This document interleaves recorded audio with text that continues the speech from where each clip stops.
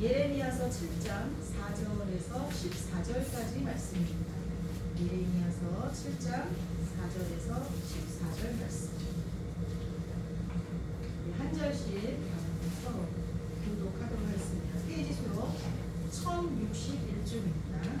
화면을 보셔도 되겠습니다. 너희는 이것이 여호와의 성전이라, 여호와의 성전이라, 여호와의 성전이라 하는 거짓말을 믿지 말라.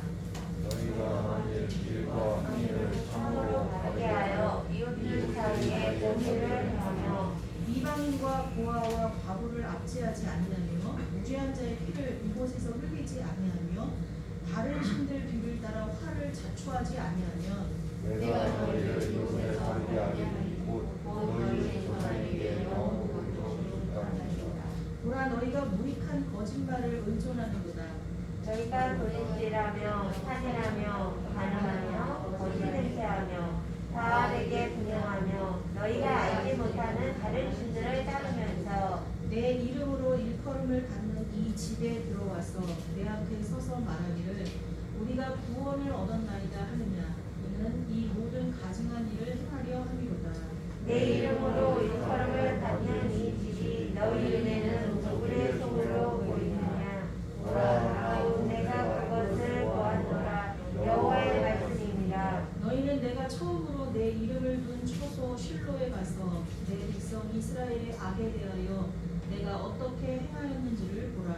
여호와의 말씀입니다. 이제 너희가 그 모든 일을 행하였으며 내가 너희에게 말하되 손로부터 부지런히 말하여도 묻지 아니하였고 너희를 불러도 대답하지 아니하였느니라. 같이 합니다. 그러므로 내가 실로의 행하는 같이 너희를 신뢰하는가 내 이름으로 일컬음을 받은 이곧 너희와 너희 조상에게 준 이곳을 행하려고. 아멘. 지난주 교육 예배 때 우리는 소명받은 자들의 삶의 모습이 어떠해야 하는지에 대해서 구체적으로 배웠습니다. 우리 성도님들은 배운 말씀대로 순종하면서 한 주간 보내셨습니까? 소명의 현장이 우리를 불러서 두신 그 현장이 예배의 현장이 되도록 섬김과 사랑으로 사셨습니까? 아멘. 오늘은 지금 방금 읽은 예레미야서 7장 4절에서 14절의 말씀을 통해서 우리 그리스도인의 삶과 예배의 현 주소가 어떠한지 점검하고 실로에서 일어났던 끔찍한 일이 지금 우리가 모이는 공동체 안에서는 일어나지 않도록 하나님의 음성에 귀 기울이며 우리의 태도를 바르게 하고자 합니다. 우리는 일반적으로 신앙을 얘기할 때 한 개인의 삶에서 한때에 두드러진 열심을 이야기하거나 혹은 소수의 신앙 위인들이 도달한 그 탁월한 영적 상태를 말하지는 않습니다. 어떤 사람이 어느 순간에 굉장히 반짝하면서 이렇게 신앙이 좋았던 그 순간만 가지고 신앙을 논하지는 않습니다. 또는 어떤 그 소수의 사람이 아주 탁월한 영적 상태에 도달해 있는 그것을 가지고 신앙이라고도 그렇게 이야기하지 않습니다. 보통 신앙이라고 말할 때는 각각의 신자들이 매일의 삶 속에서 걸어가고 있는 그 여정, 그것을 이야기합니다. 누군가는 그 여정의 삶 속에서 매 순간 주님께로 가까이 다가가기도 하고 또 그 누군가는 그분께로부터 멀어져가는 순간들도 있을 것입니다. 그런데 불행하게도 지금 예레미야 시대의 유다 백성들은 하나님께로 가까이 왔다 멀어졌다 하는 파도 같은 그런 신앙조차도 보이지 않고 계속해서 하나님으로부터 멀어져만 가고 있습니다. 그래서 결국 하나님의 무서운 심판을 초래하고 말았습니다. 이런 모습이 오늘날 우리의 신앙의 모습이어서는 결코 안 될 것입니다. 신앙의 여정에서 어떤 때는 슬럼프에 빠져서 잠시 주춤할 수도 있습니다. 또 어떤 때는 몇 걸음 물러날 수도 있습니다. 그러나 전체적으로는 우리가 아주 조금씩이라도 앞으로 전진해야 될 것입니다. 저 높은 곳을 향하여. 때문에 우리는 오늘 하나님이 예레미야 선지자를 통해서 유다 백성에게 경고하시는 하나님의 음성에 귀를 기울여야 하는 것입니다. 오늘 예레미야서의 말씀을 가지고 전할 설교의 제목은 실로의 행함같이. 그럼 성도님들이 궁금하실 거예요. 도대체 실로가 뭐야? 실로가 장소야? 사람 이름이야? 궁금할 수도 있습니다. 그러나 성경을 많이 읽으신 분들은 금방 아시겠죠. 실로는 이스라엘 백성들이 출애굽해서 하나님이 약속하신 가나안 땅에 정착하자마자 초창기에 회막을 세우고 하나님의 언약궤를 모셨던 곳입니다.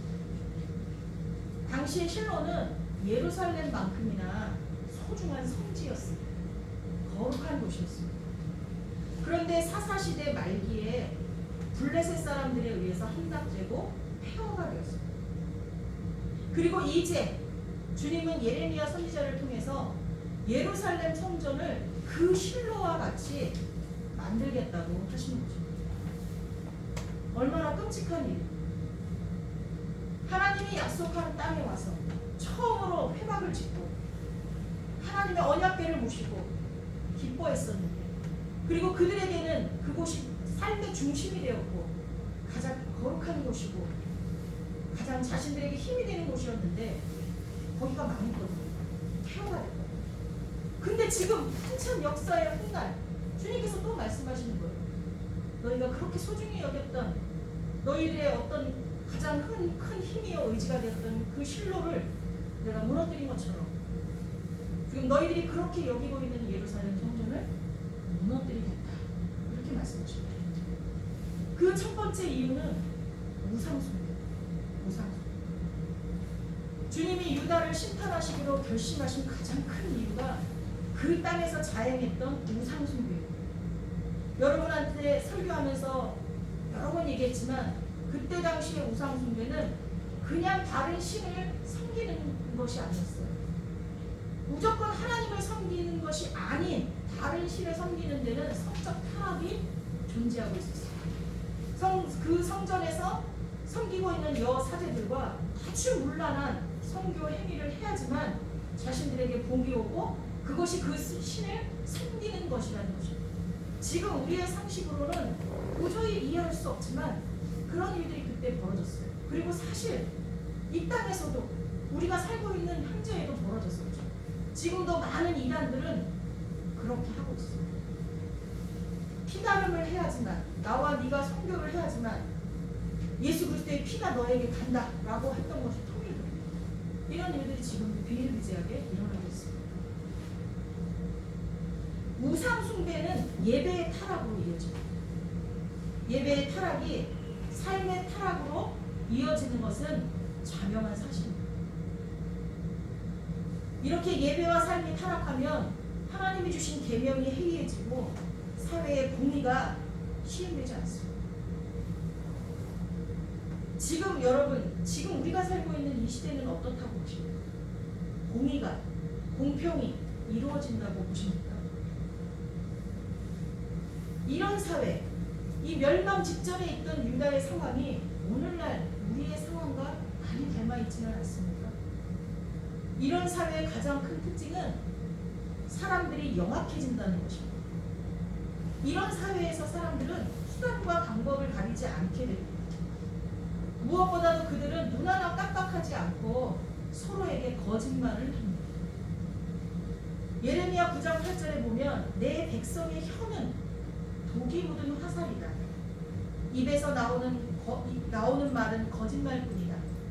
입으로는 서로 평화를 이야기하지만 마음속에서는 서로 해칠 생각을 품고 있다.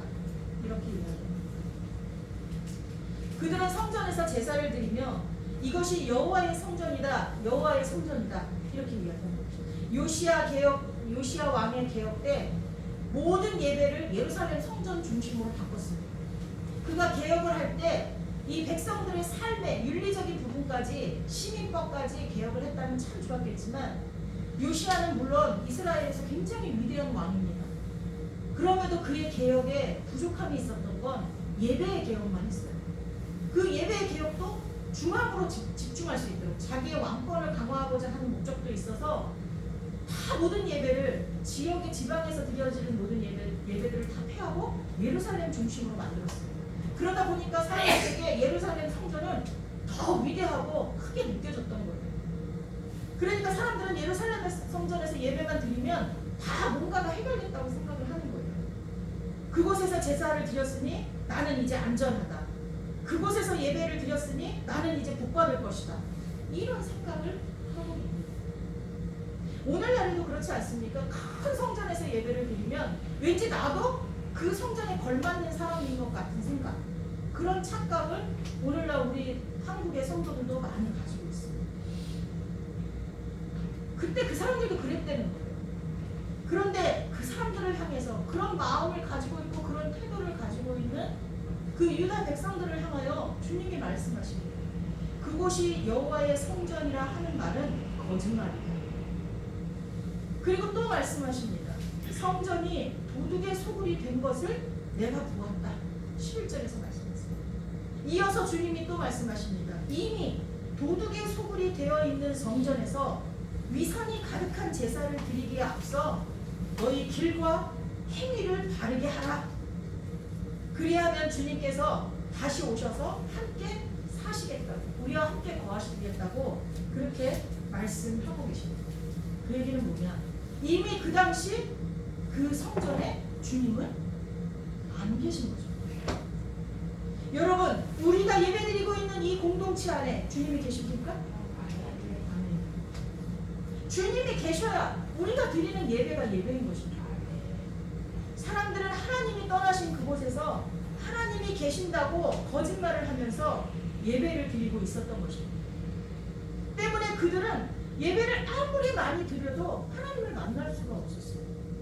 하나님이 이미 떠나셨는데 거기서 예배를 드린들 하나님을 만날 수 있겠습니까? 하나님을 만나지 못하니 그들의 삶에 변화도 있을 수 없고 회개도 있을 수 없고 결국은 하나님이 원하시는 삶을 살 수가 없었습니다. 그들의 삶은 이방인과 고아와 과부를 압제하는 것이었고 무죄한 자의 피를 흘리는 삶이었고 자신의 부를 축적하기 위해 바알에게 분양하는 우상을 섬기는 삶이었어요. 거짓 맹세를 하고 다른 이방신들을 섬기고 자기의 이익을 위해서는 자식까지도 도벳 에돔에서 몰렉에게 자식을 태워서 불태워서 바치는 그런 끔찍한 행위까지 서슴없이 행하는 그런 삶이었다는 거죠. 이 말씀을 들으면 우리는 아닐 거라고 생각하지만 우리의 명예를 위해서 자식을 끊임없이 채찍질하면서 원치 않는 삶으로 몰아넣는 부모들이 많이 있잖아요. 다행히 우리 교회는 없더라고요. 내 명예를 위해서 자식들을 계속 그렇게 몰아넣는 부모가 없어요. 처음에는 그런 모양을 좀 띠다가 우리 교회는 안 통하거든요. 자식들이 너무 강해. 그래갖고 엄마 아빠들이 다 손 놨어. 근데 일찍 놓게 된 걸 감사해야 될 줄 있어. 근데 이때는 그랬다는 거예요. 자신의 이익을 위해서 자식을 몰래 그게 바쳤다는 거예요. 하나님께서 예루살렘 성전을 실로의 행함같이 무너뜨리겠다고 하신 이유가 여기에 있는 것입니다. 그리고 그 다음 이유는 우상 숭배로 인해 예배가 타락하더니 결국 그들의 삶이 타락한 것입니다. 그들은 거짓말을 일삼았고요. 하나님의 공의를 무너뜨리고 정의를 잃어버렸습니다. 거짓말은 정말 큰 죄입니다. 세상에는 하얀 거짓말이 없습니다. 거짓말은 다 똑같습니다. 근데 우리는 거짓말을 많이 합니다. 근데 여러분 아십시오. 거짓말은 살인자와 똑같은 취급을 받습니다. 거짓말하는 자들은 그 아비가 거짓말하는 사단이라고 말합니다. 그래서 우리는 살인자와 똑같이 지옥에 가게 됩니다. 뿐만 아니라 하나님의 공의는 우리가 가장 먼저 구해야 될 것입니다. 하나님의 나라와 하나님의 의를 구하라고 했습니다. 그게 가장 먼저 안 했어요. 너희는 먼저 그의 나라와 그의 의를 구하라. 그런데 오히려 앞다투어서 유다 백성은 공의를 버려버렸어요. 하나님의 심판을 받게 되는 것은 당연한 이치입니다. 여러분, 공의는 다른 말로 공평이라고 합니다. 히브리어로 미슈파트라고 하는데 이것은 사법적 올바름을 말합니다. 무슨 얘기냐면 요즘 말로 법 앞에는 만민을 평등하게 대해야 된다라는 뜻입니다. 그리고 반칙과 특권을 인정하지 않아야 된다는 거예요. 근데 그때는 그게 안 됐어요. 근데 오늘날에는 됩니까? 법 앞에 다 평등합니까? 아니에요. 법 앞에 절대 평등하지 않습니다. 오히려 민주주의가 후퇴하고 있는 실정입니다. 예레미야 시대나 지금이나 얼마나 비슷한 게 많은지 몰라요. 하나님은 공의로우신 분입니다. 그리고 하나님은 하나님의 백성인 우리들에게 그 공의를 이 땅 가운데 이루라고 명령하셨어요. 근데 유다 백성들은 하나님의 명령을 저버렸습니다. 또 정의는 무슨 뜻일까요? 정의는 히브리어로 체데크라고 하는데 이거는 서로를 바르게 대한다는 거예요. 내가 누구를 대할 때 바르게 대하고 그 누구도 나를 대할 때 바르게 대한다는 거예요. 근데 단순히 남에게 피해를 주지 않는 정도가 아니라 서로를 위해서 적극적으로 무엇인가를 행하는 것을 이 체데크, 정의라고 합니다. 공의만으로는 안 됩니다. 공평함만으로는 살아가기 힘든 세상입니다. 그래서 정의가 실현돼야 합니다. 공평함만으로는 약자들이 살아가기에는 힘든 세상입니다. 그래서 우리는 적극적으로 그 약자들을 돕기 위해서 관심을 가지고 책임감을 느껴야 됩니다. 이것을 하나님은 우리에게 원하시는 거고요. 많은 선지자들에게 이것을 공포하라고 하십니다. 하나님은 유다 백성들이 그들의 길과 행위를 바르게 하여서 이웃들 사이에 정의를 행하고 이방인과 고아와 과부를 압제하지 아니하고 무죄한 자의 피를 흘리지 아니하고 다른 신을 뒤따르는 그 화를 자초하지 않고 그러면 그렇게 행동하면 너희들에게 주겠다고 한 그 땅에서 영원토록 살게 하겠다고 주님이 또 한 번 약속을 하세요. 이건 뭐냐? 끝까지 유다 백성들을 포기하지 않으시겠다는 거예요. 끝까지 그들이 죄악된 삶에서 돌이키기를 간절히 원하고 있어요. 부모가 자식이 나쁜 길로 가면 엄포도 놓고 회초리도 대고 하지만 그게 다 뭐예요? 그 자식을 아프게 하기 위한 것이 아니라 그 자식이 바로 서기를 바라서 그러는 거잖아요. 그런 부모의 마음이 오늘 이 예레미야 선지자를 통해서 선포되고 있는 거죠. 그럼에도 불구하고 그들은 이 애타는 하나님의 음성을 뒤로하고 끝도 없이 타락하고 맙니다. 그럼 그들에게 결국 하나님은 그들이 정말 소중히 생각했던 실로를 무너뜨린 것처럼 예루살렘 성전까지 그렇게 하시겠다고 말씀하십니다.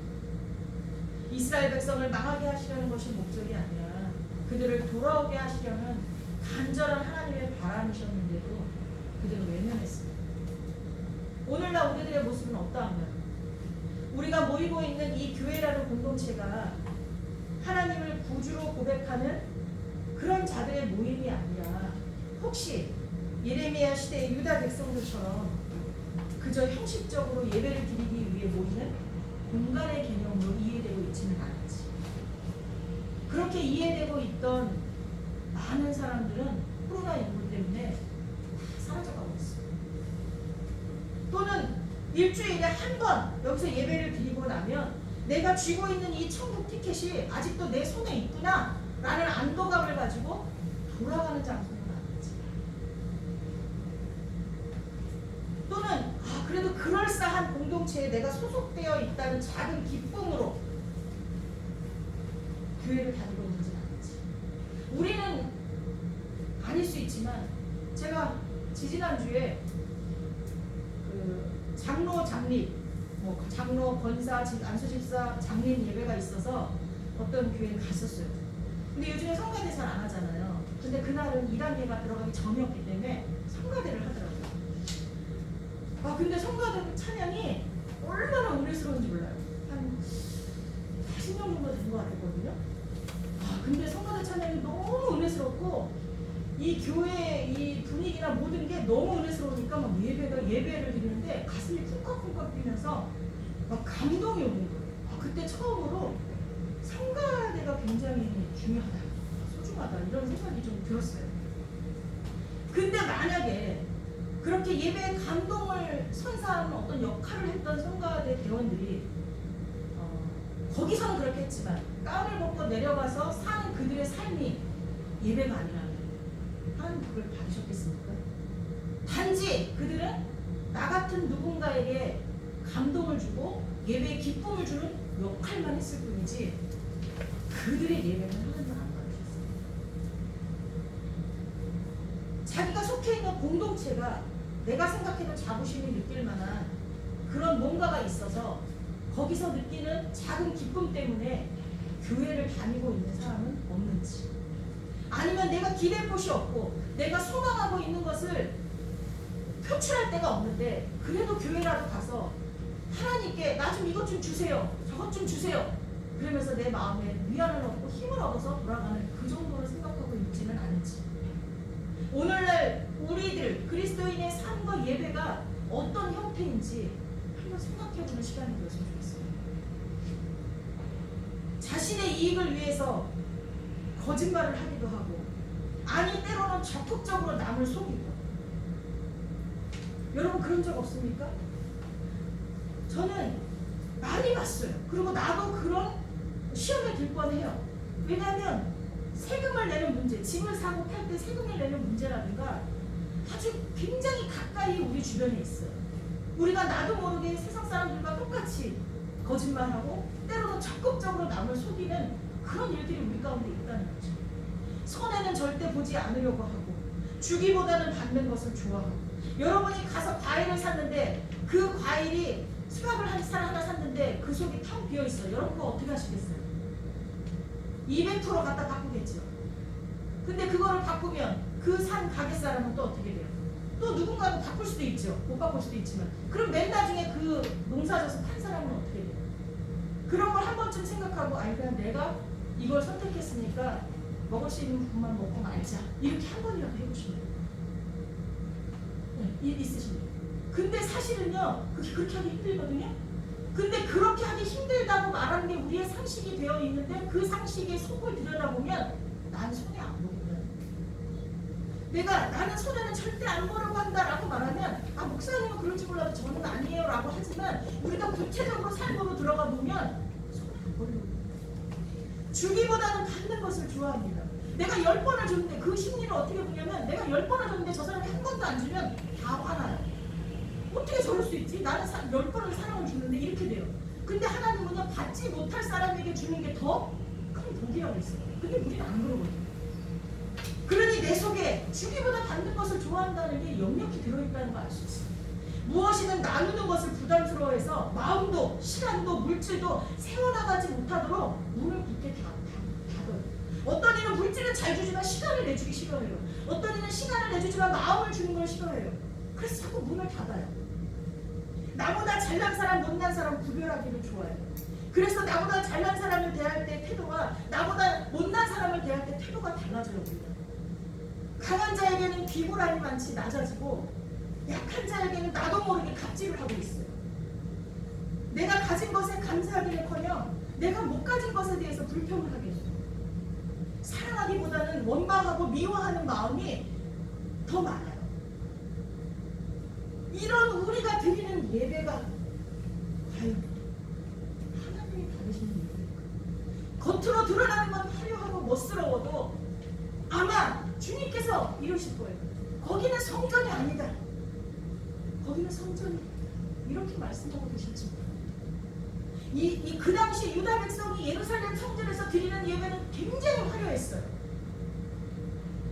굉장히 예레미야 선지자가 활약했을 때 시대가 요시야 때부터 시드기야 때까지거든요. 요시야의 개혁이 있어서 좀 아까 말씀드렸지만 성전 예배가 굉장히 화려했어요. 그렇게 형식적이고 의식적인 예배는 화려했지만 그들의 삶은 완전히 무선적이었어요. 하나님, 우리의 삶을 뒤돌아봐야 주었어요. 요즘 계속해서 우리의 삶이 예배가 되어야 된다고 말씀을 드리고 있어요.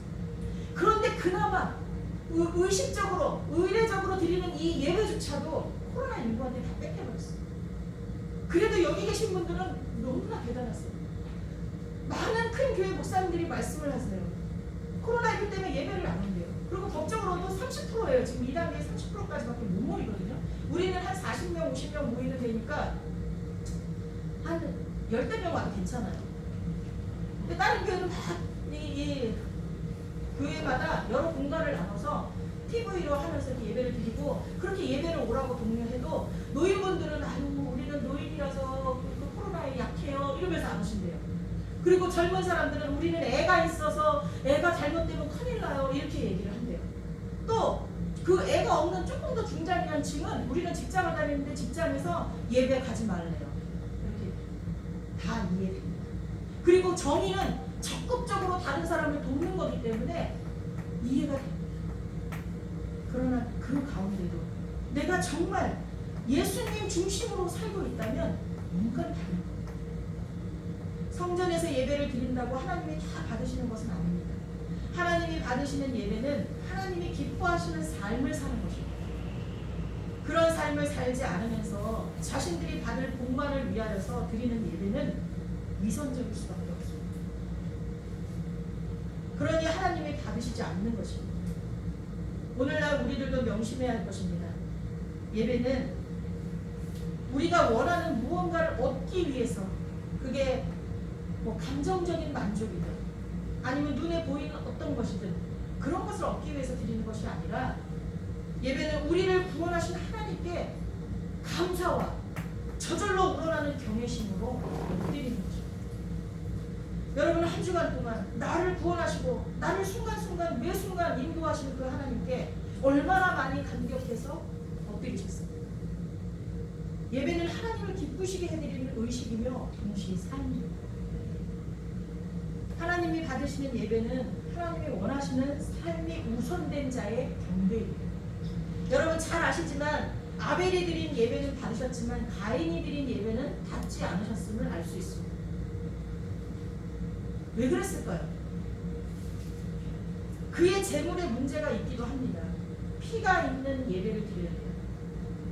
근데 그는 자기가 농사지은 곡식으로 예배를 드렸어요. 그러나 꼭 재물에 문제만 있어서 하나님께서 그 예배를 받지 않으신 건 아니에요. 성경을 읽어보면 가인과 가인의 예배를 받지 않으셨다고 나와요. 가인과 가인의 제사를 받지 않으셨어요. 그게 뭐냐?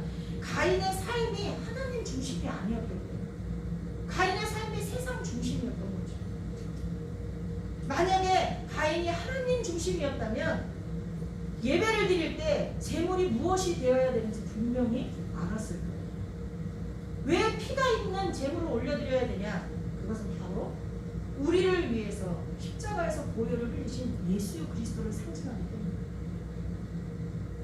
똑같은 형제였는데도 아벨은 그걸 받았어요. 그래서 하나님 앞에 피 있는 제사를 올려드려요. 한 여인이 예수님의 발을 자기가 시집가려고 모아놓은 향유 옥합을 깨뜨려서 자신의 머리털로 예수님의 발을 씻겨줬을 때 주님 뭐라 하셨어요? 나의 장례를 예비하고 있다 했어요. 그가 그거를 의식적으로 정확하게 알고 하지는 않았을 수 있지만 하나님의 성령이 그렇게 하게 하신 거예요. 그것처럼 아벨도 그랬어요. 근데 가인은 하나님 중심이 아니었기 때문에 알 수가 없는 거죠. 말씀을 정리합니다. 예수님 중심이 아닌 예배는 거짓입니다. 여러분 오늘 여기 누구를 생각하며 나왔습니까? 무엇을 위해서 예배에 나오셨습니까? 진짜 성전 중심의 신앙은 예수님 중심의 신앙을 말하는 것입니다. 아멘. 예수님은 성전보다 크신 분입니다. 실로에서처럼 지금 우리가 모이고 있는 이 교회가 폐허가 되지 않으려면 우리 각자 예수님 중심의 신앙을 가져야 할 것입니다. 아멘. 몇 명이 모이느냐가 중요한 게 아니라 단 한두 명이 모였어도 그들이 예수님 중심으로 살고 예수님 앞에 꿇어 엎드리는 예배를 드린다면 거기는 예수님이 계신 것이죠. 아멘. 그러나 몇천 명이 모여도 그들이 예수님과 상관없는 삶을 살고 있다면 거기는 성전이 아니다 라고 주님이 말씀하실 것입니다. 예수님이 있어야 할 자리에 다른 것들이 있다면 그것은 모두 우상입니다. 버리십니다. 예수님이 원하시는 삶을 살아낼 때 비로소 우리는 성도가 되는 것입니다. 우리 모두가 진짜 예수님의 마음에 합한 삶을 사는 그런 성도가 될 때 파도에 떠밀려서 부서지기 일보 직전인 위태로운 교회들이 되살아날 것입니다. 기도하겠습니다. 하나님, 우리는 하나님을 예배하는 하나님의 자녀들입니다. 우리들의 예배가 하나님을 사랑하고 하나님이 원하시는 삶을 살면서 드리는 예배가 되게 하여 주옵소서. 아멘. 하나님이 계셔야 할 자리에 다른 어떤 것도 올려놓지 않는 그런 성도가 되게 하여 주옵소서. 아멘. 언제나 주님만을 바라보고 주님의 말씀을 따라 순종하며 살아가는 하나님의 거룩한 백성들이 되게 하여 주옵소서. 아멘. 그리고 그런 우리들을 통해서 하나님이 세우신 교회들이 회복되기를 간절히 소망하며 예수님의 이름으로 기도합니다. 아멘.